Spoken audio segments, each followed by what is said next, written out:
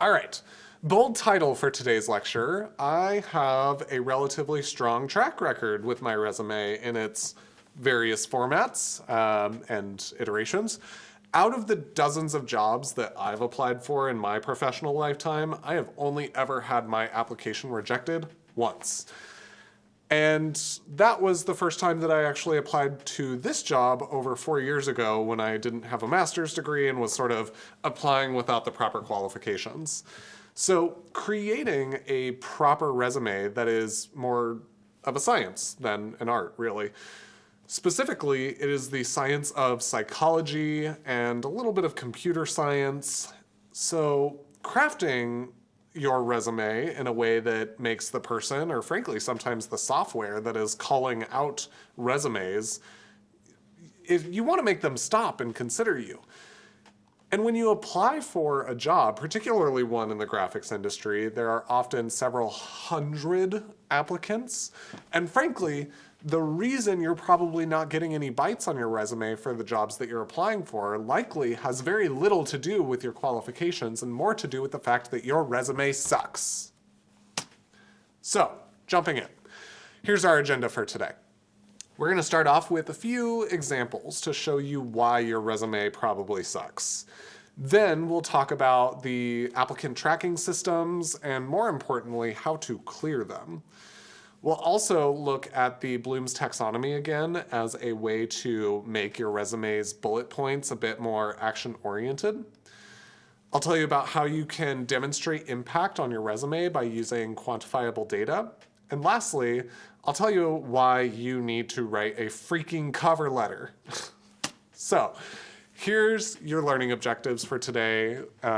This lecture, hopefully by the end of it, you should be able to apply effective resume design principles, recognize ATS-friendly formatting strategies, avoid common resume design pitfalls, integrate impactful, quantifiable accomplishments, and craft some compelling, personalized cover letters. All right, let's open today's lecture with a question. How many of your resumes look something like this? Or maybe it looks like this. Or perhaps even something like this. What's the problem with each of these? I'll give you all a moment to sort of think about that. Well, the first example on the left is, frankly, probably the best resume in this lineup. For starters, at least it would likely clear applicant tracking systems, or ATS. We'll talk about those in a little bit, but by and large, this is an ugly resume. But it still has a lot going for it. It manages to clearly communicate a lot of information in a very condensed format. It's not trying to be something that it isn't. And at least all of the bullet points lead with an action verb, many of which stem from the Bloom's taxonomy. We'll also talk about that in a little bit. There's a bit of layout and compositional aesthetic applied, particularly at the top. The rest sort of falls a little bit flat. But the overall design lacks a bit of hierarchy. If we think back to our principles of design or our house principles, HAUS, hierarchy, alignment, unity, spacing, this first example has all of that, although perhaps maybe not being used to its best potential. In the second example here for Krista Watson, with the sort of blue banner on the left, there are several issues here. But what's the first one that sticks out? I'll give you a minute to think about that. When you go to print this resume, a couple of things are going to happen. One, chances are that the hiring manager has a really shitty corporate printer that is black and white only, but most importantly, the left-hand column has what's called a full bleed. And most inkjet or laser printers don't have full bleed capabilities. And even if they do, most people don't even know how to use them. So what's going to happen? Your full bleed design is going to get cut off. So lesson number 1 for designing your resume is Avoid using background colors. That includes these very popular columns, usually on the left or the right-hand side of the page. They're a great design element, and sure, they make your resume look nice, but they're not a best practice for resume design. And we actually see that in use in both the resume in the center and the resume on the far right here. Yet, Skylar's resume is far worse. Arguably the most designed resume here, it's actually the worst resume in this bunch. Not just for its use of background colors, but also for its just general inaccessibility, which brings us to tip number 2. Make sure your resume is accessible. If we look at this resume a little bit closer, look what's happening here. Everywhere there is a red arrow. The contrast between the letters in the background is so low that you can't even read what it says, or it's really hard to read what it says. And again, if we run into the issue of a crappy corporate printer, printing this thing out in black and white, you're not going to be able to distinguish the difference between the yellow background and the white text. So now let's take a look at both the middle and far right resumes. We also have these ratings in both of them. Krista has ratings on her languages, and then Skylar has them on his skills. What do these mean? Whose scale are you using, and why would you tell me that you're not good at Microsoft Office? This sort of brings us to our third tip. To stop rating yourself. It doesn't mean anything to the hiring manager, and it is actually hurting your application. It's almost as if you're saying, I'm only good at these things, and I'm unwilling to improve in the areas that I'm not good at. This is a horrible idea. And if I ever find who came up with this idea in the first place, I'm going to drill a hole in their kneecaps. All right, this one's a little bit small, sort of coming off of my little cliff there. But it really makes a huge difference and simply shows that you care. What's wrong here? Take a look. Take a second to look. In each of these areas where you have a red arrow, there is one word at the end of a paragraph. Well, what's wrong with that, you might ask? These are called runts. Sometimes you might also hear them called bad breaks. Effectively, you're wasting valuable real estate here.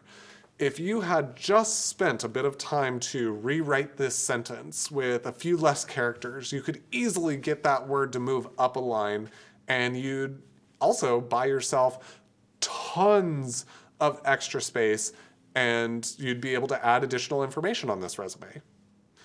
Now, if removing words isn't an option, which sometimes it often is, you can also write additional content to fill in that space. But this should be really your last resort, because in the words of the always wise Kevin Malone from The Office, me think why waste time say lot word when few word do trick.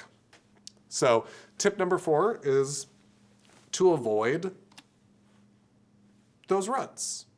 Scrub your resume, and really anything you make or design. Scrub it for runts, which may also be called bad breaks, as I mentioned. And last one, although I could probably go on for days here. Do not include a photo on your resume. Now, while each of these are examples of really great profile photos, save these for your portfolio and for LinkedIn. Unless an application specifically requests that your resume has a profile photo, exclude it. Your resume is the first impression for hiring managers. And as much as we may like to think bias has been removed from the workplace and from hiring processes, it very much has not. Sometimes the first step an HR team does when they're looking at resumes is they will go through and remove any resumes with a profile picture. This is because some companies try to make a very focused effort to ensure no one can blame them for discrimination. Also, many of you have not taken the time to craft a professional headshot. So it's possible Your headshot is simply pulling down your resume, distracting from the relevant skills and experience that you actually do have. And lastly, images tend to not be ATS-friendly, which is sort of a beautiful segue into talking about ATS systems or applicant tracking systems. When you apply to a job, most of the time, it goes directly into an ATS database. The ATS then scans your resume and extracts information about your educational background, your job titles, your work experience, skills, and sometimes keywords that the company has included in their job description. So your resume, one, needs to be ATS friendly, but two, there are some tips that you can use to try to beat the ATS system. Start by including the job or position title in the headline of each resume you submit to each application. This one teeny tiny step does a ton of work in not just clearing the ATS, but also in proving that you are a genuine applicant who is not just taking the same resume and spamming as many job applications as possible. In your current iteration of late-stage capitalism, the days of applying to a bunch of jobs and catching something are gone. It's not enough to cast a wide net and hope you will at least catch one fish.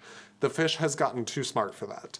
You have to use a single hook with the right bait, and you have to put that bait on the hook in just the right way where the fish doesn't just take a nibble, but takes a full bite. And frankly, getting that fish to bite isn't even the hard part. You still have to reel it in. So when you're fishing for a job, don't just throw any hook or any net or any bait out there.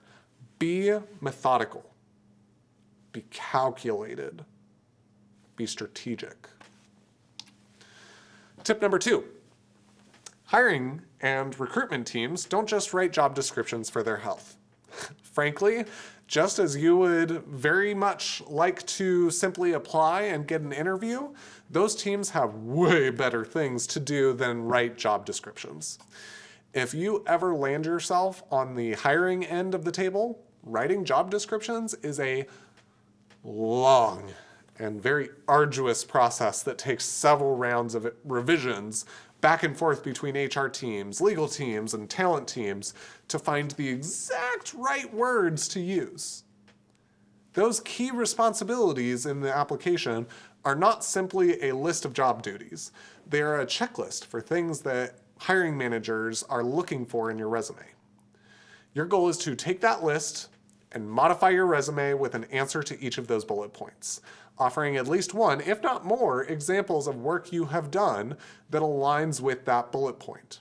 And ideally, the quantitative outcomes that you have gathered of that example that show you have done that work and proved yourself. And if you're thinking, man, that sounds like a lot of work. Yup, it is. If I'm a hiring manager, a company offering you tens of thousands of dollars, enough money, perhaps not enough to make you rich, but at least enough to sustain your lifestyle and put food in your mouth, you bet your ass you're going to need to work for it.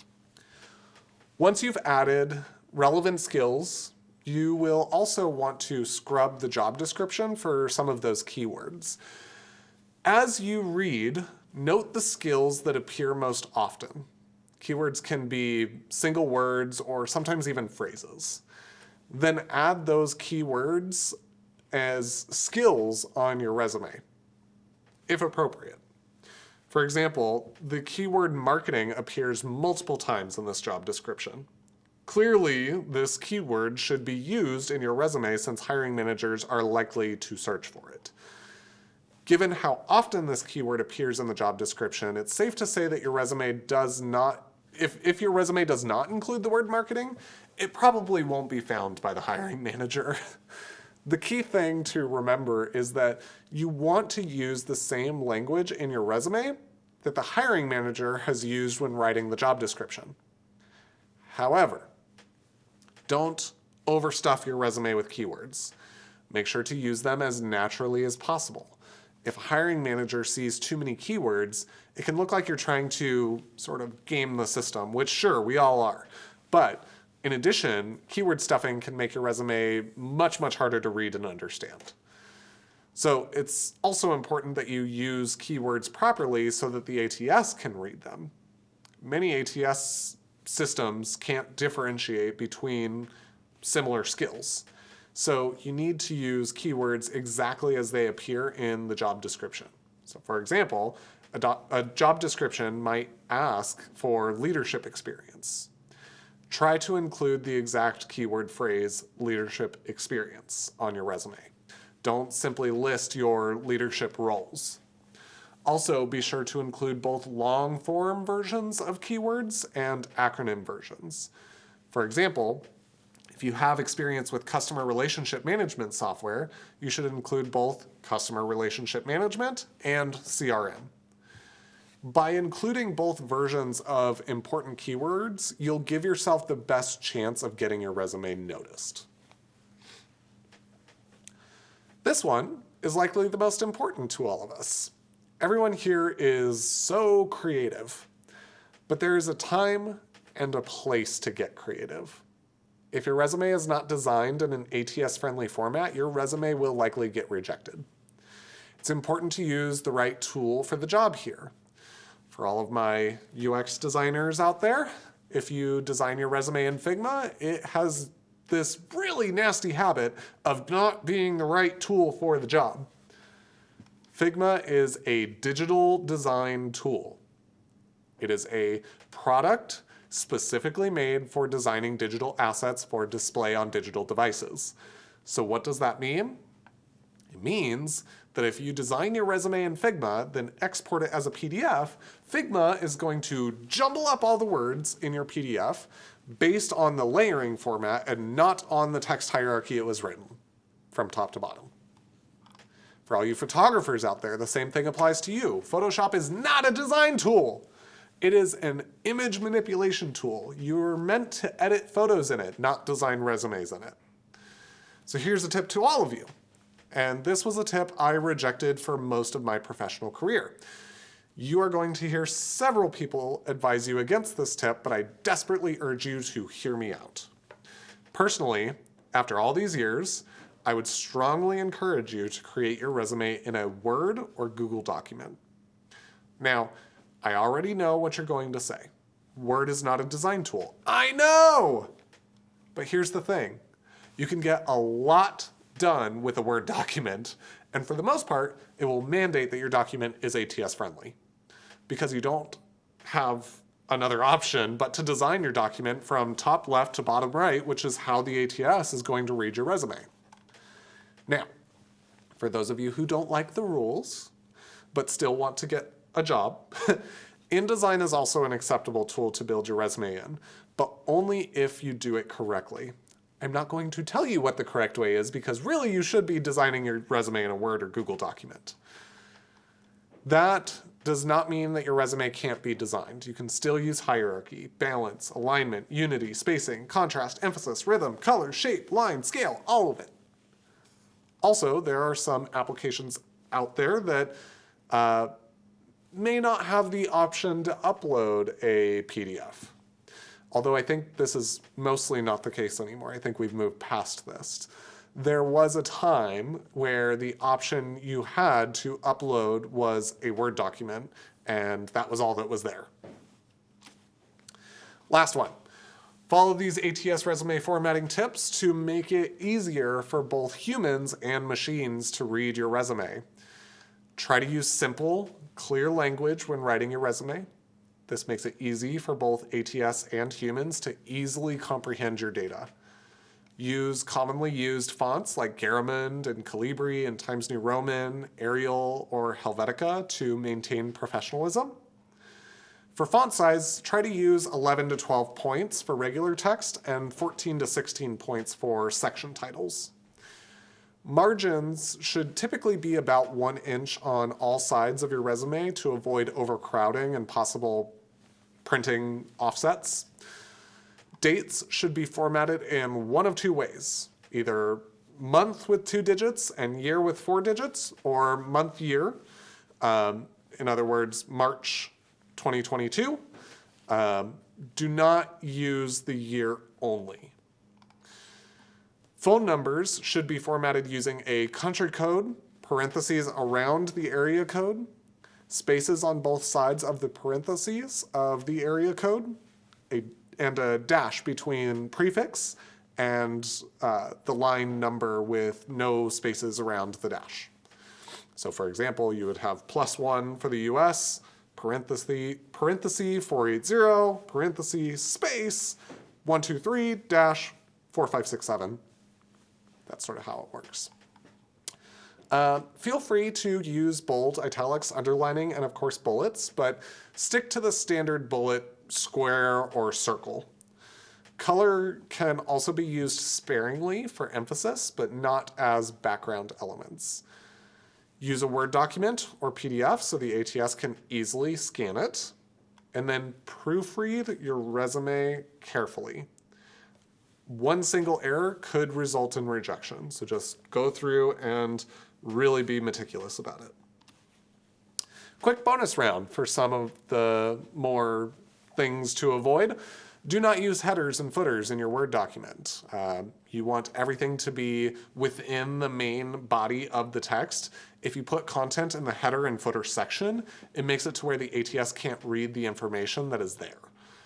Also, don't use graphics, tables, images, or symbols. The ATS can sometimes pick up their file names or any alt text within those images, and it may choose to parse your information a bit incorrectly. So it's generally best to just keep it simple. Also, don't get too creative with the headlines you use. Stick to what's common, like work experience, education, skills, contact, etc. And if you're ever concerned, you can also run your resume along with specific job descriptions through an online ATS scanner like JobScan. Although many of those tools will eventually start to charge you. So you can do something similar by feeding ChatGPT a PDF of your resume and a job description. Then ask if your resume is ATS friendly and provide you with feedback to improve it. I have a few more tips for your resumes, but these ones are pretty simple. Each of the bullet points you put on your resume should always begin with a word from the Bloom's taxonomy. Bloom's taxonomy includes 6 distinct levels of learning that were originally used to structure learning and development programs. In fact, if you've probably seen me use the Bloom's taxonomy at the beginning of every lecture in this class where I go over your learning objectives. Each level of the Bloom's taxonomy builds on the one before it, and we can use many of the action verbs that were established by Benjamin Bloom as a tool in several applications outside of developing learning objectives, including in our resumes. I won't spend too long on this slide, but feel free to pause here and note each of these down. These are a list of verbs that fall within the Bloom's taxonomy that are good to use at the start of each bullet point in your resume. So just a good starting point here. Now, quantifying your performance on a resume can be a very effective way to demonstrate your value and highlight your accomplishments in prior positions. And this part might be a bit harder for those of you who have never had a job. But this will be great information for you because you can start tracking your impact from the very beginning of your career. I can't tell you how many times I've had to go back and try to collect data without having access to the proper tools. So let's face it, this job market, particularly in our field, is a very competitive job market. So it's important to make sure that you are giving yourself every available advantage, and a resume with quantified accomplishments helps leave a much stronger impression on the person who reads it. Now, again, this can be challenging, so I'll tell you where you can start. First, the more data you have on your performance at prior jobs, the better suited you will be to identify the metrics that present you in a more favorable light as possible.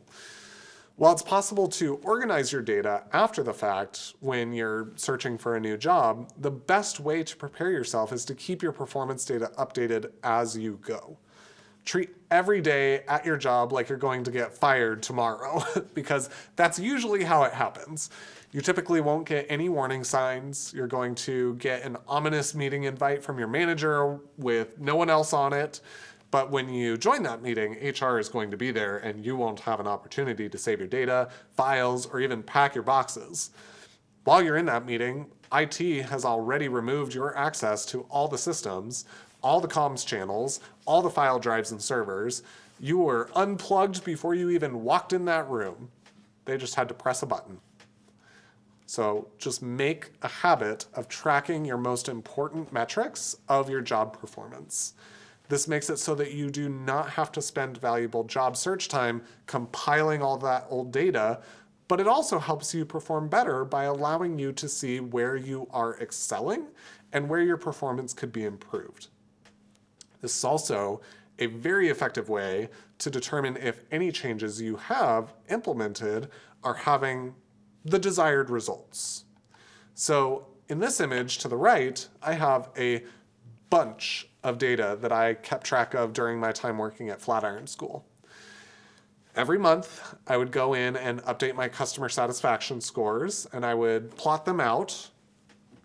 In some of the lower months, I would try tweaking my strategy a bit to see if that would help boost scores. And if it did, I would continue doing that thing. If scores dropped, I would try something else.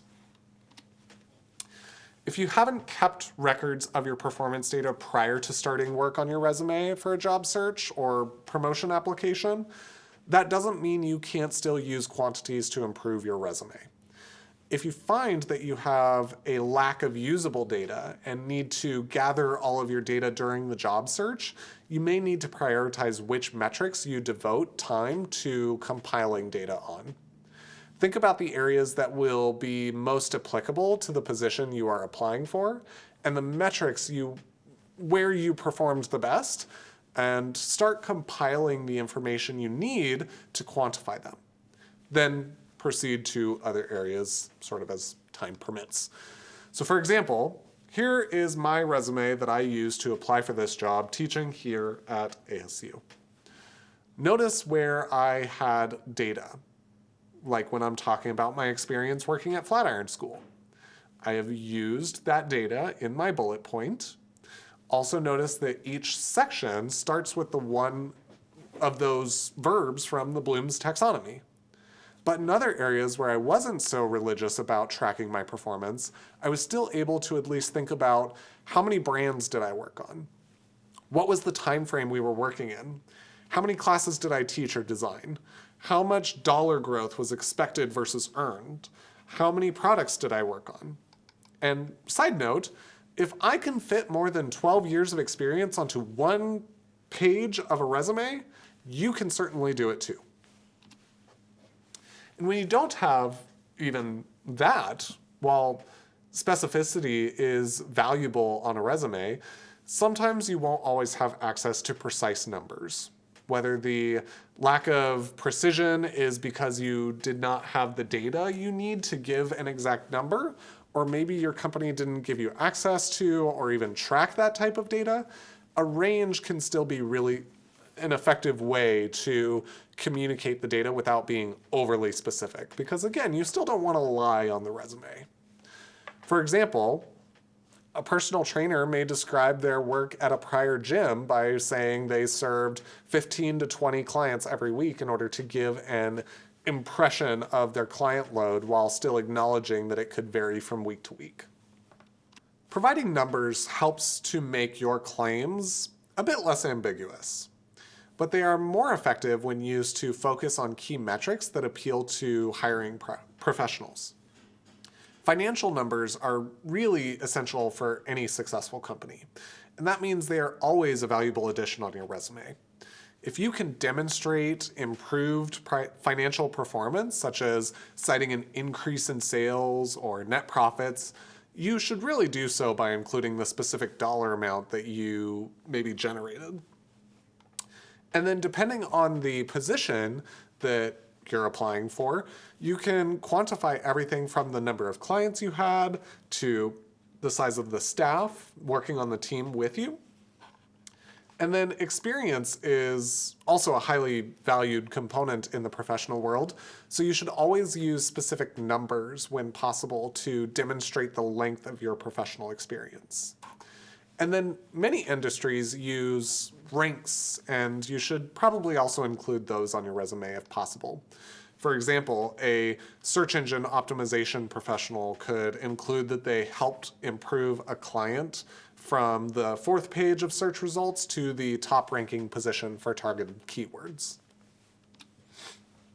Lastly, and this one should hopefully be obvious, when including quantities on your resume, double check that they are correct before you send your resume out to employers. It's important to present the most accurate information possible to remain honest during the hiring process. Believe it or not, most hiring managers know when your data is faked or when you don't know what you're talking about. Take the time to learn the data and understand the benchmarks. This tip should also be self-explanatory. But let's go a bit deeper, because even if the job description doesn't require a cover letter, submitting one can demonstrate your enthusiasm for the job and really helps differentiate yourself from other candidates. Cover letters typically reveal insights into a candidate's values, some of their character traits, and maybe just a general outlook on the work that they do. A lot of hiring managers prefer candidates who align with the organization's culture, so highlighting your unique personality in your cover letter could help you present yourself as a good fit for the job. Some jobs also benefit from particular personality traits that you can showcase in your cover letter. For example, if you are applying to be a photographer, you might emphasize your creative eye and the attention to detail that you have and your ability to connect with clients in order to bring their vision to life. You can discuss why you're interested in the job through your cover letter, which could help hiring managers view you as dedicated and enthusiastic for the role.